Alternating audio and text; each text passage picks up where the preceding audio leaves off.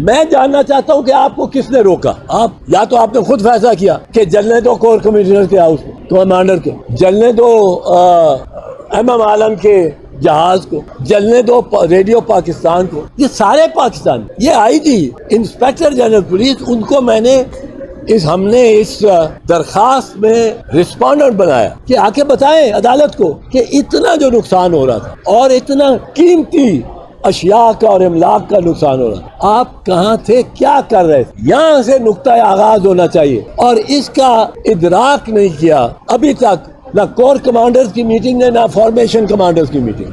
और मैं तो कहता रहता हूँ कोई चीफ साहब को जाके, चीफ आर्मी स्टाफ को कोई समझाए, उनको मशवरा ठीक नहीं मिल रहा मेरे ख्याल, उनको कोई समझाए कि ये कानून है, ये आइन है। अब इस पे वकला तो स्टैंड लेंगे अगर फौजी अदालतें लगी, वकला आइन के मुहाफिज हैं, उनका हमारा फर्ज है। फर्ज जिस तरह हर उस कर्नल का था जो लाहौर में था उसने, और उसका यूनिट भी उसके साथ था कि वो जाके अपने कमांडर के घर को आग लगती हुई बुझाए, कोई नहीं पहुंचा। ये इन सवालों का जवाब हम इस पिटीशन के जरिए मांगते हैं कि ये इन्होंने क्यों वो कहते हैं ना, आप आते थे मगर कोई अनागीर भी था, कोई ताखीर तो कोई कुछ बाइस ताखीर भी था। IG साहब आप आते थे मगर कोई अनागीर भी था, वो अनागीर कौन था, किसने रोका।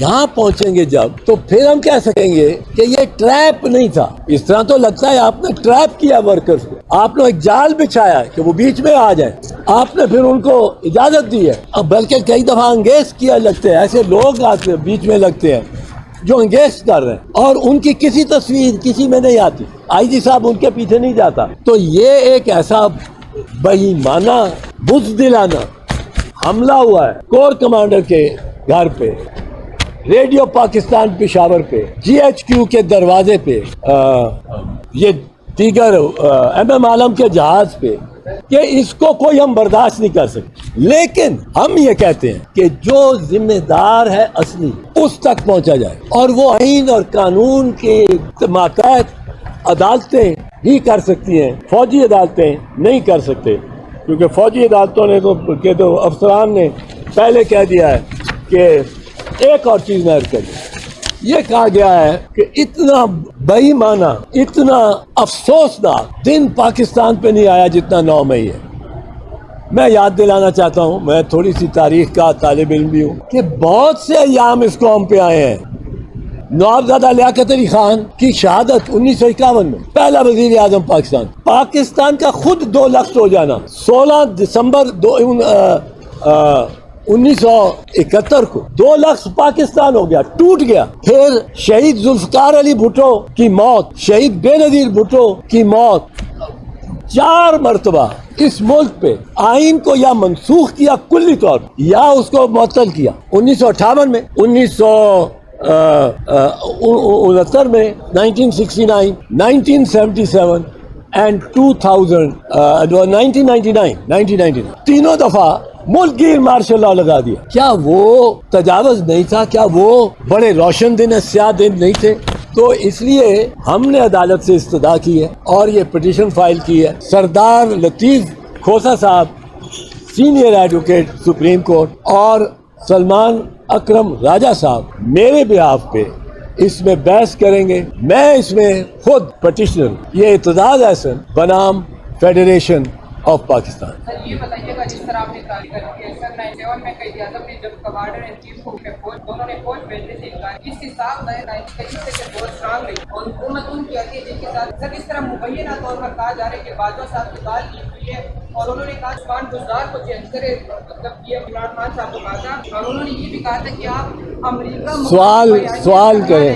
तो आप नहीं समझते सर खान साहब एस्टेब्लिशमेंट को साथ नहीं लेके चले और पूरा खत्म हो? देखो, मैं इमरान खान का वकील नहीं हूँ। इमरान खान, ये भी बात को अर्ज कर दूँ, हमारी पिटीशन में रिस्पोंडेंट है। इमरान खान भी रिस्पोंडेंट है, शहबाज शरीफ भी रिस्पोंडेंट है, राना सनाउल्लाह भी रिस्पोंडेंट है और ख्वाजा मोहम्मद भी, आसिफ भी रिस्पोंडेंट। और मैं क्या कह रहा हूँ? मैं कह रहा हूँ कि इन दोनों की आपस में दो, एक तरफ इमरान खान है, एक तरफ ये 3-4 है गवर्नमेंट, इनकी आपस में एक दूसरे से बनती नहीं। सारी कौम इसकी वजह से फौजी अदालतों के तहत आ जाए। ये कैसा इंसाफ है? इनमें जो वुज़रा हैं, ख्वाजा आसिफ ने जो कुछ फौज के बारे में कहा हुआ है वो आज उसके गीत गा रहा है। मरियम बीबी ने जो कुछ फौज के वो चलाए उनके बारे में कहा रहा है, वो कभी चलाए, वो राना सनाउल्लाह के बयान चलाए। ये अब बड़े मासूमाना अंदाज में एक एडवांटेज लेना चाहते हैं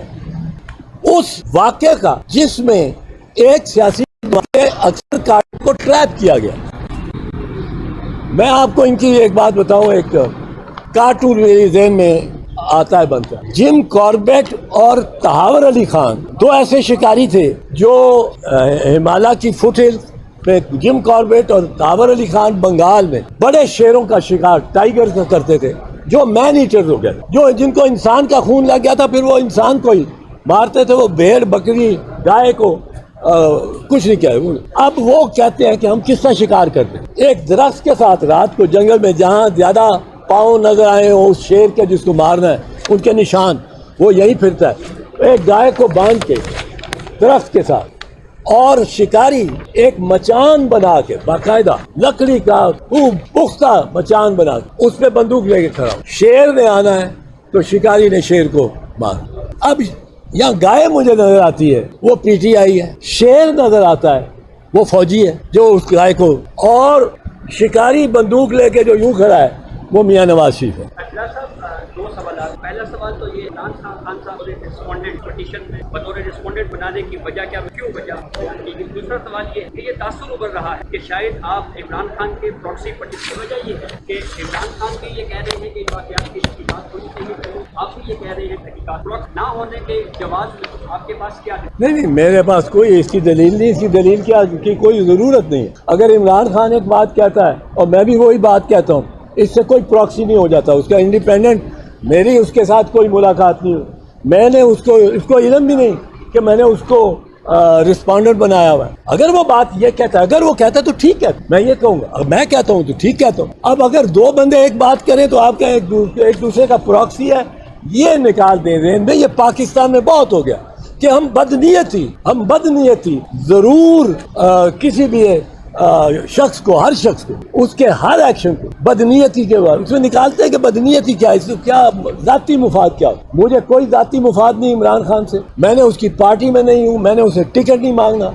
मैं पाकिस्तान पीपल्स पार्टी में हूँ, खुश हूँ। पाकिस्तान पीपल्स पार्टी की तारीख क्या है? 1989 को हमारी गवर्नमेंट थी, मैं इंटीरियर मिनिस्टर था, फौज ने एमक्यूएम की बड़ी कार्रवाइयां हो रही थी, अगवा हो रहे थे लोग सिंध में। आर्मी चीफ ने हमसे मुतालबा किया कि आर्टिकल 245 का निफाज करें और हमें फौजी अदालतें लगा दें। बीबी प्राइम मिनिस्टर और मेरा ये राय थी कि हमने फौजी अदालतें नहीं लगेंगी।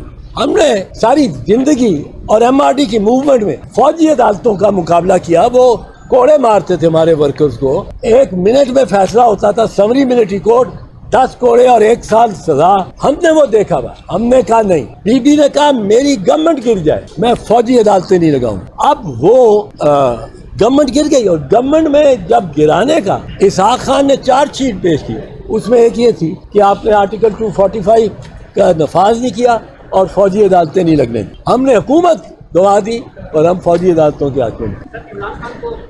इमरान खान को रिस्पॉन्डेंट इसलिए बनाया है कि मैं ये समझता हूँ कि ये दो जो हैं, दो ग्रोह, इमरान खान, अब अगर उनके साथ इस वक्त असद उमर खड़े होते सेक्रेटरी जनरल तो उसको भी बना देता पार्टी, अगर उनके साथ उनके कोई सीनियर वाइस प्रेसिडेंट खड़े होते तो उनको भी बना देता। इमरान खान को इसलिए बनाया है कि उसके एक तो उसका कोई साथी ऐसा नहीं रह गया जो मेरे इल्म में जो उसके जिसके जरिए जिसको साथ बनाया जाए रिस्पॉन्डेंट। दूसरी बात यह है कि मेरा ये मानना है कि ये इमरान खान को टारगेट करने के लिए, और इमरान खान अपनी जिद में कि मैं इसकी 9 मई के मजमूम वाकयात मजम्मत भी न करूं, इन दो जिद्दैन में कौम सारी फंस गई है फौजी अदालतों के तहत। कौम का क्या कसूर है? ये जो सीनियर पार्टी मैन है, एलीट जो है, अशराफिया जो है पीटीआई की, उनको दे रहे हैं, उनको कह रहे हैं उसे प्रेस कॉन्फ्रेंस करो और घर चले जाओ, और वो घर ही नहीं जाते, वो दूसरे दिन नई पार्टी बना रहे हैं। उनको आजादी। और जो कारकुन है, जो आप जैसा, अगर आप पकड़े गए होते, वो कारकुन बैठा रहे, उसको ये कोई सहूलत नहीं दे दी। हालांकि दिहाड़ीदार ऐसे हैं जिनकी उस मकाम के करीब जो रहते हैं या काम करते हैं, उनका तस्वीर आगे ही उठा लिया इन्होंने। अब वो दिहाड़ीदार है, उसका खानदान चलता ही दिहाड़ी पे, उसको आप मौका दें कि भाई लिख दो मैं सियासत से दस्तबरदार हुआ और पीटीआई को गाली दे दो, तो लिख देगा, घर जाएगा, खानदान को देखेगा। उसको ये बहुत ज्यादती है और इसको हम कंडेम करते हैं। पर इमरान खान और मैं क्यों बनाया, इसलिए कि इमरान खान उस एक ग्रुप में है जिन दो ग्रुपों की कश्मकश से मैं समझता हूँ फौजी अदालतें मारज़ वजूद में आ रही।